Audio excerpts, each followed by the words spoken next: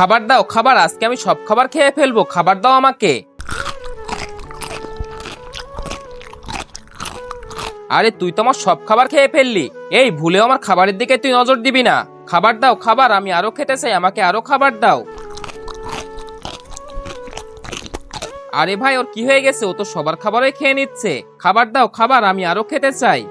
ভাই ওর কি যেন হয়ে গেছে, চল ওকে লাঠিওয়ালা মৌলানার কাছে নিয়ে যাই। খাবার দাও খাবার, আমি আরো খেতে চাই, আমাকে আরো খাবার দাও। আসসালামু আলাইকুম মৌলানা সাহেব। ওয়ালাইকুম আসসালাম। ভাই ও তো খেতে চাইতেছে, ওকে খেতে দাও। আরে মৌলানা সাহেব কি আর বলবো, ঘরে যত খাবার ছিল সবও খেয়ে নিয়েছে, এরপরেও বলতেছে খাবার দাও খাবার দাও। আচ্ছা এই ব্যাপার, তুমি এদিকে আসো। আরে মৌলানা সাহেব আমাকে এই পুরো দুনিয়ার খাবার খাইয়ে দিন। আরে এই বাচ্চা এত খাবার চাইতেছে কেন? ও বুঝেছি, নিশ্চয় ওর ভিতরে শয়তান ঢুকেছে। ভাইরা তোমরা এখানে এসে বসো। এই শয়তান, তুই এই বাচ্চাকে এত খাবার খাওয়াচ্ছিস কেন? তার আগে তুমি যদি ইন্ডিয়ান হও তাহলে লাইক করো, আর যদি বাংলাদেশি হও তাহলে লাইক সাবস্ক্রাইব দুইটাই করো, আর কমেন্টে তুমি যে দেশের সে দেশের পতাকাটা দিয়ে যাও। আরে মৌলানা সাহেব তোমরা তো পুরো রমজান মাসে ভালো ভালো খাবার খেয়েছো, আর আমি তো কিছুই খেতে পারিনি, আমাকে বন্দি করে রাখা হয়েছিল।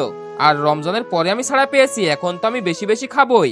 আমি ওকে এত খাবার খাওয়াবো, ওর পেটটাই ব্লাস্ট করাবো। আচ্ছা, আউযুবিল্লাহি মিনাশ শাইতানির রাজিম, বিসমিল্লাহির রহমানির রহিম।